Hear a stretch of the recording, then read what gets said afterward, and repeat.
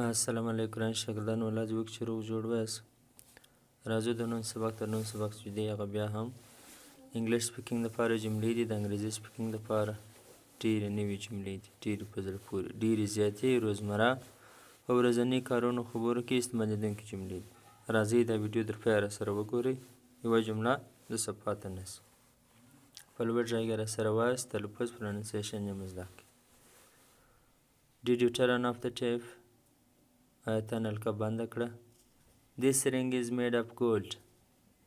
دا ګوتمۍ د زرو د سرو زرو څخه جوړه ده. It won't take me too long. دا به زما څه ډېر وخت نه واخلي.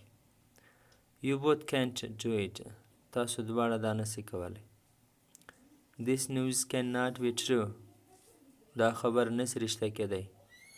What should I do with him? زه د ده سره څه وکړم؟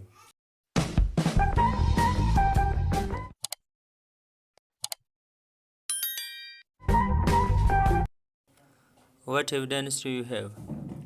What evidence do you have? ته څه ثبوت لرې؟ It was he who had said it. It was he who had said it. هغه دی و چې دا خبره کړې وله. Did you think I am an idiot? Do you think I am an idiot? آیا ته فکر کوې چې زه احمق یم، بیوقوفه یم؟ Can we go to the watch movie? Can we go to watch movie? موږ فلم کتلو ته تللی سو. I can't make it this time. I can't make it this time. زه دا اوس نسم جوړوی. She hates cheating others. She hates cheating others. دا د دې څه بد وړي، نور ته دوکه ورکول د دې نه خوښېږي، د دې څه بد وړي. Now there is only one way left for me.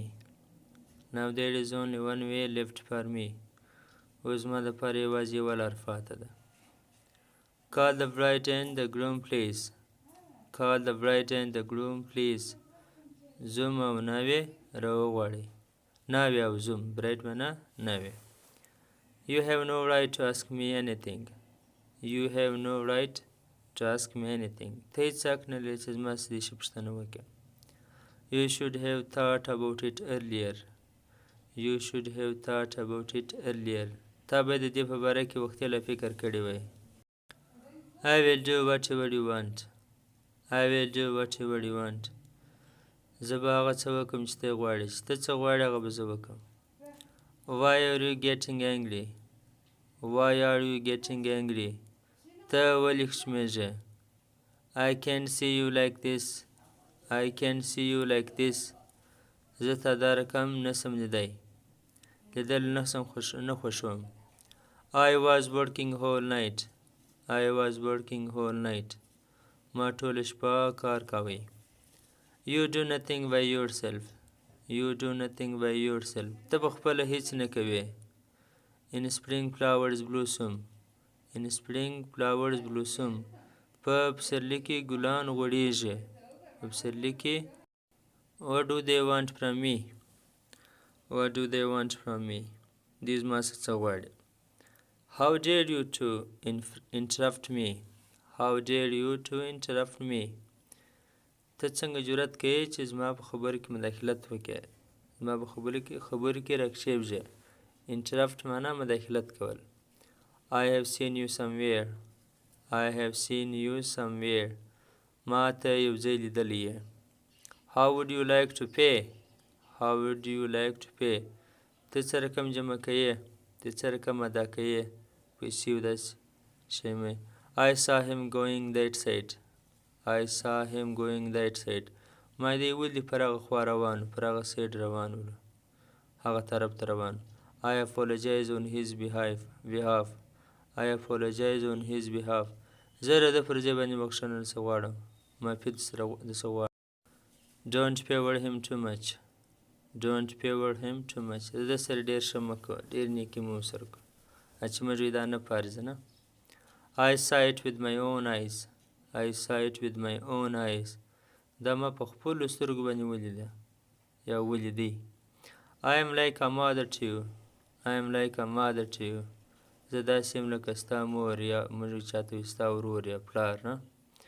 Say that this is not true. Say that this is not true. دا ووایه چې دا حقیقت نه لري، رښتیا نه دی. Water level is going down. Water level is going down. د اوبو سطح یا کچه کښته روانه ده، لاندې روانه ده، یعنې اوبه کښته روانې دي. I fear to speak in public. I fear to speak in public.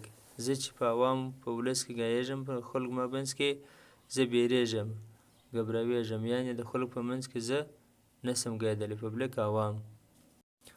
I do not need to meet him. I do not need to meet him. زه د هغه سره د ملاقات ضرورت نه لرم، د لیدلو ضرورت نه لرم. Tell me what should I do. Tell me what should I do.